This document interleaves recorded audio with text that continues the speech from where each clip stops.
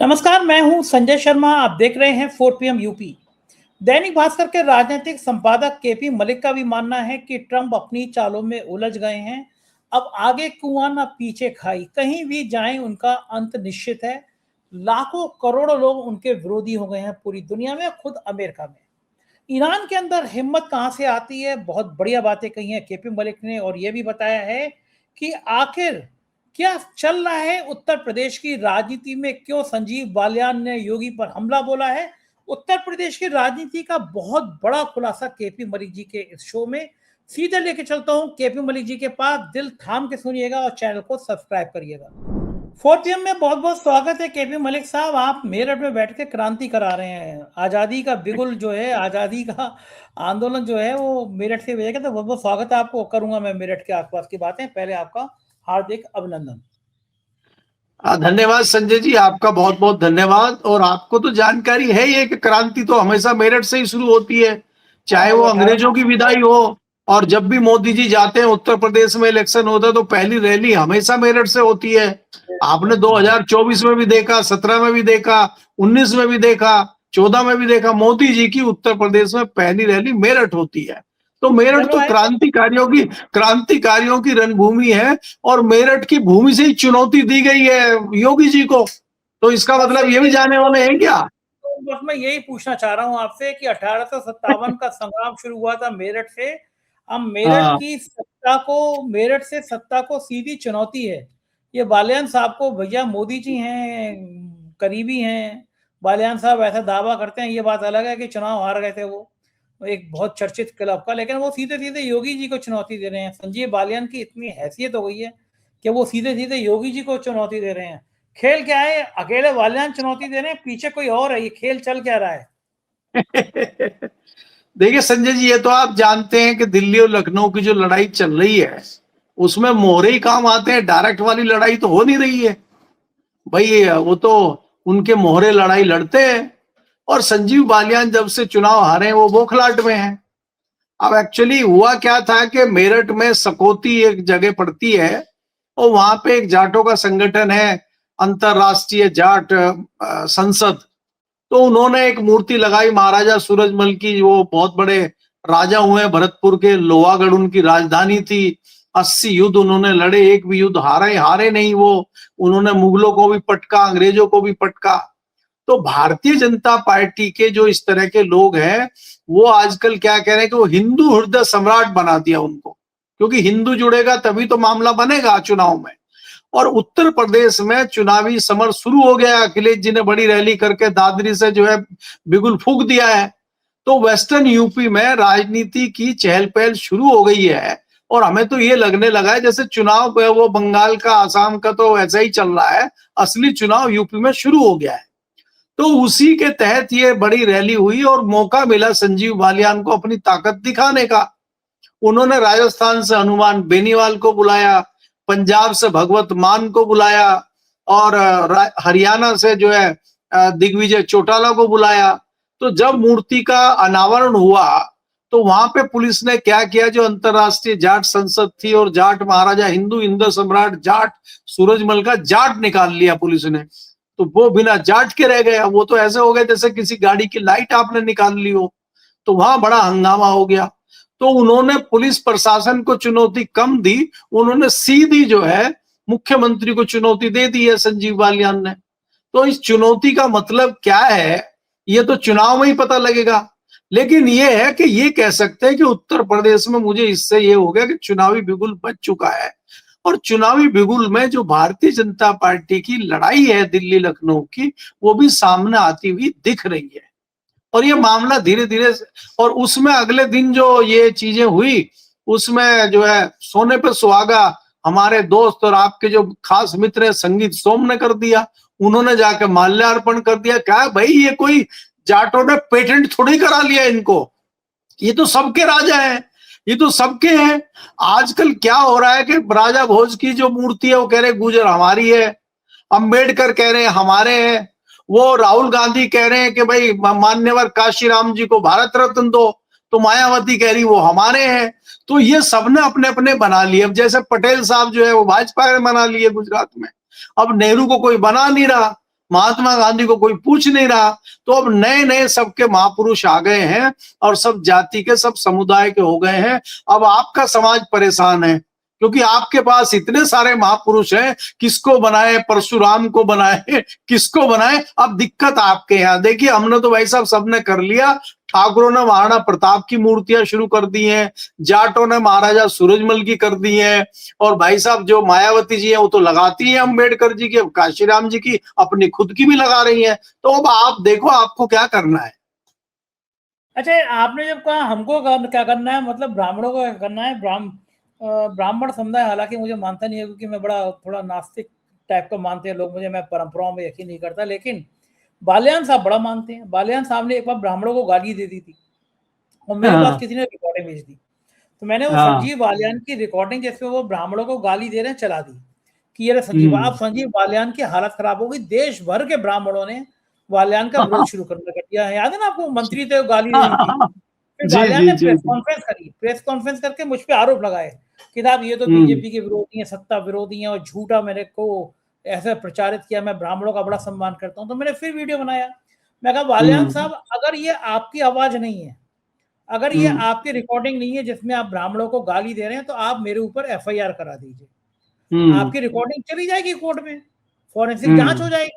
लेकिन अगर प्रूफ हम्म हो गया ये आवाज आप ही की है, तो ब्राह्मण छोड़ेगा नहीं फिर आपको, मतलब फिर युद्ध ही हम्म, छेड़ेगा फिर आपको ऐसे गाली दे रहे हो। उसके बाद हाँ। बालियान साहब गायब हो गए। लेकिन पश्चिमी उत्तर प्रदेश में ब्राह्मणों में गुस्सा तो आया, गाली पड़ रही है। आजकल पंडित जी लोग वैसे ही नाराज हैं, कहीं शंकराचार्य जी के बोटी को कोई चोटियां खींच ली जा रही हैं, कहीं दूसरे हम्म पंडित जी नाराज हो जा रहे हैं, कहीं और ब्राह्मण हम्म जी सिटी मजिस्ट्रेट इस्तीफा दे दे रहे हैं। तो पंडितों हम्म के आजकल दिन खराब चल रहे हैं, उनकी जमकर ठुकाई हो रही है इन द सेंस कि उनको पॉलिटिकल किनारे किया जा रहा है। ऐसे में बालियान साहब फिर मोर्चा खोल रहे हैं योगी जी के खिलाफ। तो बालियान साहब को पीछे क्या दिल्ली वाकई में, क्योंकि जब क्लब के चुनाव में हारे थे बुरी तरह से, तो ये माना गया था कि बालियान की हवा निकल गई, मतलब दिल्ली ने भी कह दी तुम तो किसी काम के नहीं हो, हमारे ही पिटे हुए मोहरे से तुम हार गए, पिट गए, तो तुम्हारी हैसियत क्या बची। तो बालियान ये जो योगी जी को चैलेंज कर रहे हैं, इसके पीछे ताकत क्या है? संगीत सोम आजकल योगी जी के करीबी आ गए हैं क्या? क्योंकि पहले योगी जी ने संगीत सोम को भी किनारे कर रखा था, उनके भी पर कतर रखे थे कि भैया दूसरा ठाकुर नहीं पैदा होने देना है मेरे को। तो संगीत सोम जब बेचारे हाशिए में चले जाते हैं तो वो हिंदू मुसलमान वाला बयान दे देते हैं कि थोड़ा तड़का लग जाएगा। और बालियान की और सोम की बहुत खटपट रहती है, लड़ाइयां देखी थी हम लोगों ने चुनाव में। तो ये पश्चिमी जी। उत्तर प्रदेश में जो राजनीति है, ये खेल क्या कर रहे हैं बालियान के पीछे? खेल के पीछे क्या चाणक्य नीति है? क्या चाणक्य साहब यानी अमित शाह जी पीछे हैं? योगी को निशाने बनाने के पीछे कारण क्या है बालियान का? नहीं, देखिए इसमें संजय जी, पहले तो आपको ये समीकरण समझना पड़ेगा जो संजीव बालियान का संगीत सोम का है। पहली बात तो जाट और ठाकुर का मामला है, और ठाकुर तो योगी जी के करीब हैं, भले ही संगीत सोम से कुछ दूरी हो, लेकिन दिल से तो बाहर वो जाएंगे नहीं। और संजीव बालियान को कहीं ना कहीं वो एहसास है कि मुझे चुनाव हराने में संगीत सोम का बड़ा सहयोग है। हालांकि संगीत सोम की जो अपनी कॉन्स्टिट्युएंसी है वहां जाट समाज के भी वोट हैं, और जाट समाज भी संगीत सोम को वोट देता है। ऐसे ही संगीत सोम नहीं जीत जाता, क्योंकि संगीत सोम जो है वो लड़ाका नेता है, वो लड़ता है प्रशासन से और सबके काम कराता है। लेकिन जब बात आई लोकसभा की तो ये हुआ कि भाई संजीव बालियान, जाट संजीव बालियान को वोट देंगे नहीं देंगे, तो उसमें ये हुआ कि संगीत सोम का बहाना कई लोगों ने लगा दिया कि वो अपनी वोट नहीं दे रहा, ठाकुर वोट तो बिल्कुल ट्रांसफर होगा ही नहीं। भाई ठाकुर वोट कहां से ट्रांसफर हो जाएगा जब ठाकुर पंचायत कर रहे हैं बीजेपी के खिलाफ ही 24 में, तो आपने देखा। उसके बावजूद भी संगीत सोम का दावा है कि जो मेरे गांव है उसमें अगर किसी गांव में संजीव बालियान हारे हो तो आप मुझे बताइए। वो तो अमित शाह ने बुला के उनसे पूछ लिया, उनके किसी भी गांव में, ठाकुरों के गांव में संजीव सोम नहीं, संजीव बालियान चुनाव नहीं हारे लोकसभा में, सब जगह से उन्होंने जिता के भेजा है। लेकिन अब इनको हारने का ठीकरा कहीं फोड़ना था, तो वो सबसे अच्छी जगह थी फोड़ने का, वहां फोड़ दिया। अब आइए आप अभी की बात पे। अभी जो संजीव बालियान ने आरएलडी के साथ, जयंत चौधरी के साथ गठबंधन कराने का जो श्रेय जाता है वो संजीव बालियान को जाता है, क्योंकि संजीव बालियान 2019 में जो चुनाव जीते थे, बहुत ही कम मतों से अजीत सिंह को चुनाव हरा पाए थे। हालांकि आरोप भी लगे थे कि भाई उसमें बड़ी सेटिंग गेटिंग हुई थी और वो किसी तरह जीते थे, और अजीत सिंह तो सीधे सीधी लड़ाई किसी से लड़ते नहीं थे वो, वो तो बहुत सॉफ्ट किस्म के आदमी थे। लेकिन इस बार पहलवान हरिंदर मलिक खड़े थे सामने, वो हर मोर्चे पर टक्कर दे रहे थे। तो इस बार ये इनको लगा कि एक ही तरीका है, अगर हमारा आरएलडी के साथ समझौता होता है तो जो आरएलडी का जाट है, आरएलडी का वोटर है, वो भाजपा के साथ मिलकर हमें देगा। लेकिन वहां पे कद्दावर नेता हरिंदर मलिक भी है, उनका लड़का विधायक है, वो खुद सांसद है। तो संजीव बालियान सीट लूज कर गए और भारतीय जनता पार्टी को लग रहा है कि हमारा नुकसान हो गया आरएलडी के साथ गठबंधन करने से। क्योंकि भारतीय जनता पार्टी को क्या फायदा हुआ, आपके हाथ से 2 सीटें चली गई, मुजफ्फरनगर भी गई, बागपत भी गई, भारतीय जनता पार्टी की 2 सीटें गई, और साथ में जो है बोनस चला गया कैराना सीट, जहां से इकरा हसन जीत गई। तो सारी सीटें भारतीय जनता पार्टी हार गई आरएलडी से गठबंधन करने के बाद। तो भाजपा को तो बड़ा नुकसान हो गया, और फायदा जयंत चौधरी को हो गया। वो केंद्र में मंत्री हैं, खीर खा रहे हैं। दूसरा, चौधरी चरण सिंह को भारत रत्न मिल गया। तीसरा, उत्तर प्रदेश में उनके कैबिनेट मिनिस्टर हैं। बाकी जो विधायक हैं वो अपना वो भी खीर खा रहे हैं, गुड़ खा रहे हैं, चीनी खा रहे हैं, वही माल सूत रहे हैं। तो बड़ा फायदा आरएलडी को हो गया।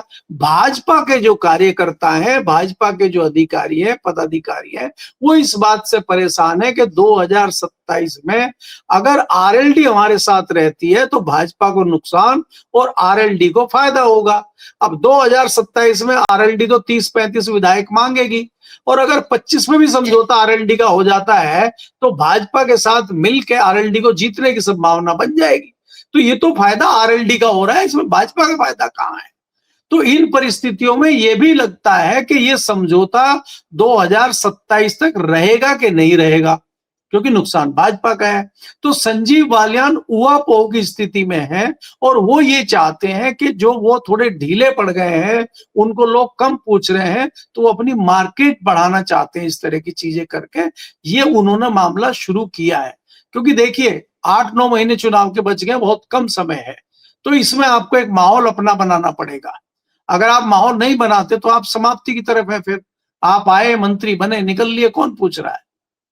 जी बिल्कुल ठीक कह रहे हैं। उधर उत्तर प्रदेश में समीकरण बड़े गड़बड़ चल रहे हैं। एक आईएएस ने इस्तीफा दे दिया नौकरी से, काफी बड़ा भ्रष्टाचार का कुछ मामला भी खोला था उन्होंने। रिंकू सिंह नाम है शायद उनका। और बताइए, इस तरह आईएएस नौकरी छोड़ दे रहे हैं। सिटी मजिस्ट्रेट संजय जी वो भी खेला यहीं से संजीव बालियान जी के क्षेत्र से होके गुजरता है। देखिए, जैसे आप कहते हैं ना कि दिल्ली का रास्ता लखनऊ से होके गुजरता है, इस तरह की सारी घटनाओं का मामला मुजफ्फरनगर से होके गुजरता है। ये मुजफ्फरनगर में अधिकारी थे रिंकू राही जो हैं, इन्होंने यहाँ पे एक घोटाला पकड़ा था और इनके ऊपर 7 गोलियां चलाई गई थी। आज भी एक गोली इनके सिर में घुसी हुई है, निकली नहीं है। नंबर 1, 100 करोड़ का घोटाला बताते था।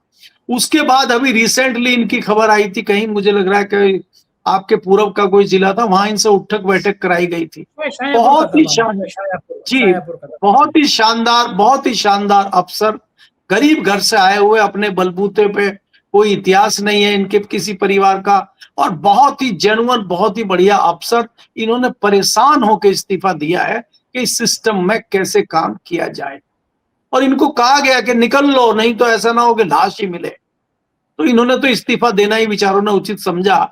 देखिए, भारतीय जनता पार्टी की और योगी की जो सरकार उत्तर प्रदेश में चल रही है, भले ही आप कहें भय मुक्त सरकार है और बहुत अच्छा लॉ एंड ऑर्डर है, कानून व्यवस्था बहुत अच्छी है, लेकिन ये ऐसी ही अच्छी है जैसे मोदी जी कह रहे थे कि सबके खाते में 15-15 लाख आ जाएंगे। वही जुमला उत्तर प्रदेश में चल रहा है। भयंकर करप्शन, भयंकर लूटपाट चल रही है, सरकारी अधिकारियों की लूटपाट चल रही है, भू माफिया की लूटपाट चल रही है, रिश्वतखोरी चल रही है, पुलिस में सबसे ज्यादा भ्रष्टाचार है।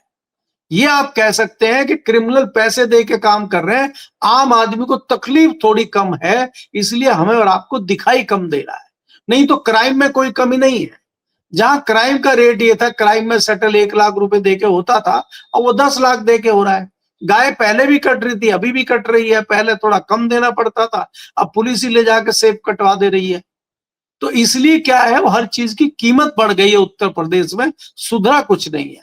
और उसका रिएक्शन आपको देखने को मिला कि जो बिगुल दादरी में अखिलेश यादव ने बजाया है, उसमें जिस प्रकार से भीड़ पहुंची है, और भारतीय जनता पार्टी से जो नाराजगी लोगों की है, वो नाराजगी का फायदा मुझे दिखता है कि समाजवादी पार्टी को मिलता हुआ जा रहा है, जो आपने देखा 24 में भी मिला। ये तमाम कारण हैं कि ग्राउंड पे जो चीजें हैं अभी वो बाहर नहीं आ रही है। और देखिए योगी जी हर चीज कर रहे हो, अब आप जैसे घटना मेरठ की बात कर रहे हैं, योगी जी किसी पुलिस वाले को थोड़े ही कहेंगे कि मूर्ति का जाट उखाड़ लाओ या इनको परेशान करो। वो अफसर ही वहां जो है दरबार में अपना हाजिरी देने के लिए, राग दरबारी करने के लिए, अपना नृत्य दिखाने के लिए, एक नजरे इनायत करने के लिए योगी जी खुश हो जाए देख के कि अच्छा किया, परेशान किया, शायद हमारा प्रमोशन हो जाए। तो अफसर ही इस तरह के अधिकारी काम कर रहे हैं अपना थोड़ा सा वहां पे वो वाई वाई लूटने के लिए। और जैसा शंकराचार्य को फंसाने की रणनीति योगी जी ने खुद थोड़ी बनाई है, वो तो उनके ही पदाधिकारियों ने, उन्हीं के अफसरों ने खुश करने के लिए, अगर हम ये कर दे शायद योगी जी खुश हो जाए, खेल कर दिया। और आज योगी जी को फंसा के खड़ा कर दिया शंकराचार्य के मामले में। तो ये इसी तरह का मामला मेरठ वाला भी है। जी बिल्कुल ठीक कह रहे हैं। उधर हम बात करें अंतर्राष्ट्रीय स्तर की, तो ईरान ने धुआं धुआं कर दिया है ट्रंप को। लाखों करोड़ों लोग नाराज हैं पूरे दुनिया में ट्रंप से, लेकिन अमेरिका में ही लोग उनसे नाराज हैं। ईरान के लोग सड़कों पर ईरान के शासक का समर्थन करने निकले हैं और अमेरिका के लोग ट्रंप का विरोध करने। ईरान ने दिखा दिया हिम्मत क्या होती है, अमेरिका की सारी हेकड़ी निकाल दी। क्या लग रहा है किधर की तरफ ये युद्ध जाते हुए नजर आ रहा है मलिक साहब आपको? संजय जी, देखिए इसमें क्या है कि इस बात से आप अंदाजा लगा लेंगे कि आज जो खबर आई है, जो व्हाइट हाउस है अमेरिका का, उसके नीचे जो तहखाना है वो द्वितीय उसके समय का है, उसके हिसाब से बनाया गया था। ट्रंप ने शुरू कर दिया है नया तहखाना बनाना। भूमिगत वहां बहुत तेजी से कार्य चल रहा है, व्हाइट हाउस के एक प्रांगण में नया तहखाना बनाया जा रहा है, नया कंट्रोल रूम होगा जमीन के नीचे, जो 2028 तक तैयार होगा। अब आप मुझे बताइए, अगर सब कुछ ठीक है और ट्रंप साहब जो है युद्ध जीतने वाले हैं, तो फिर तहखाना क्यों बनवा रहे हैं? आप अगर ताकत से लड़ रहे हैं और आपके पास सब कुछ है, पहले आप 48 घंटे, फिर 5 दिन, फिर 10 दिन की मोहलत दे रहे हैं। आप क्यों दे रहे हैं? आप तो आप डरे हुए हैं, आप करिए ना हमला। ईरान तो नहीं सुन रहा आपकी बात, ना इजराइल सुन रहा है। अब आप इजराइल की और अमेरिका की भी जो केमिस्ट्री थी वो तो खत्म है, आपस में दोनों की बातचीत हो नहीं रही है।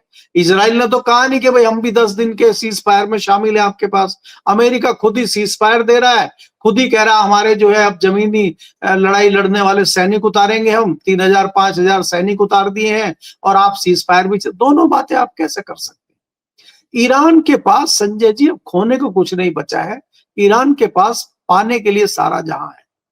और इस मामले में अमेरिका फंस गया है और अभी ईरान पीछे हटने वाला नहीं है, वो खत्म हो जाएगा, अब पीछे हटेंगे। जिस तरह से चर्चाएं आ रही हैं, अब इसमें कितने तथ्य हैं कि इस तरह की खबरें भी आज आई हैं, यूएन के एक अधिकारी ने इस्तीफा भी दिया है कि परमाणु हमला अमेरिका कर सकता है ईरान के ऊपर, इस तरह की सुगबुगाहट चल रही है। क्योंकि यूएन अगर तैयारी कर रहा है, यूएन के पास अगर खबर है, यूएन के पास तभी जाएगी जब उनको कोई तैयारी करने को कहा गया होगा। और एक बड़े पदाधिकारी ने, जो लगभग 12 साल से यूएन के साथ जुड़े हुए थे, अच्छे लेवल के अधिकारी थे, उन्होंने इस्तीफा देते हुए मानवता के आधार पर इस्तीफा दिया है। उन्होंने कहा मैं इसका समर्थन नहीं करता। तो इसका मतलब यह है कि अमेरिका के गले तक पानी आ गया है और अमेरिका खुद खतरे में है, इसलिए वो इस तरह का रिस्क लेने जा रहा है। और अगर ये चीज होती है तो संजय जी मान के चलिए कि हम तृतीय विश्व युद्ध में कदम रख रहे हैं। उसकी मैंने 2 तस्दीक आपको करी है कि व्हाइट हाउस के नीचे आप तहखाना बनवा रहे हैं और आप इस तरह का अगर सोच रहे हैं परमाणु हमला करने का, मतलब कि इसके कितने घातक परिणाम होंगे। और उसमें हमें फिर ये समझना चाहिए जो बाकी देश की हालत खराब होगी और भारत किस मोड़ पे खड़ा रहेगा, ये भी आपको सोचने की जरूरत है। क्योंकि भारत में परिस्थितियां धीरे धीरे बिगड़नी शुरू हो गई है। भले ही सरकार कितना भी कहती रहे गैस की कोई प्रॉब्लम नहीं है, तेल की कोई प्रॉब्लम नहीं है, जो ग्रामीण क्षेत्र है वहां गैस की प्रॉब्लम होनी शुरू हो गई है। शहरों में सप्लाई थोड़ी है, जहां पाइपलाइन की सप्लाई है या जहां गैस के सिलेंडर भी है वहां थोड़ी ठीक है। दिल्ली में अभी हमें कोई दिक्कत दिखाई नहीं दे रही है, लेकिन जो रूरल एरिया है, दिल्ली का भी रूरल एरिया है, या जो ब्लैक में छोटे मोटे अपने सिलेंडर खरीदते थे उनको नहीं मिल रहा है। तो ये शुरुआत तो हो गई है और ये युद्ध अब इतनी जल्दी खत्म होता हमें नहीं लग रहा है कि जल्दी युद्ध खत्म हो जाएगा, क्योंकि उसके गले में छुचुंदर फंस गई है अमेरिका के, उसका मजबूरी है लड़ना। और इजराइल बीच में तमाशा देख रहा है। ईरान को बर्बाद हो चाहे कुछ हो, क्योंकि ईरान को पीछे हटना, पीछे हटेगा वैसे मर जाएगा, तो इसलिए आगे लड़के ही मरा जाए। दूसरी चीज क्या है कि ईरान को ताकत देने के लिए लगातार ऑक्सीजन चाइना से मिल रहा है, तो जब तक उसको इधर से भी ऑक्सीजन मिलता रहेगा तो वो लड़ाई लड़ता रहेगा। तो कुल मिला के मुझे ये लग रहा है कि लड़ाई इतनी जल्दी खत्म होती नहीं दिखती ही है, क्योंकि कोई भी अभी पीछे हटने के मूड में नजर नहीं आ रहा है संजय जी। जी बिल्कुल ठीक कह रहे हैं, ये लड़ाई इतनी आसानी से खत्म नहीं होगी। बहुत बहुत शुक्रिया, आपने के मलिक साहब मुझे समय दिया, बातचीत की। ये थे के पी मलिक जी, पूरी बातचीत आपने सुनी। आप समझ रहे होंगे कि राजनीति चाहे वो उत्तर प्रदेश की हो या दुनिया की हो, कहाँ जा रही है। मैं आपसे एक अनुरोध करना चाहूंगा, 4 अप्रैल को स्वानंद किरकिरे जी का शो करा रहा हूं लखनऊ में। अंसल में दयाल लॉन में पहली बार स्वानंद किरकिरे, जिन्होंने दुनिया में धूम मचाई थी गाने ओरी चिरैया नमोरी चिरैया, बहती हवा सा, तो 3 इडियट, पीहू बोले, कितने शानदार शानदार गाने हैं उनके। तो जरूर बुक माई शो पे जाइए, टिकट बुक कराइए, ये शो अद्भुत होगा, लखनऊ के लोगों का होगा। टिकट कम बचे हैं, आज ही बुक माई शो पे कराइएगा टिकट और मुझे बताइएगा, मैं भी आपका स्वागत करने के लिए वहां पे आपको मिलूंगा। शुक्रिया, थैंक यू।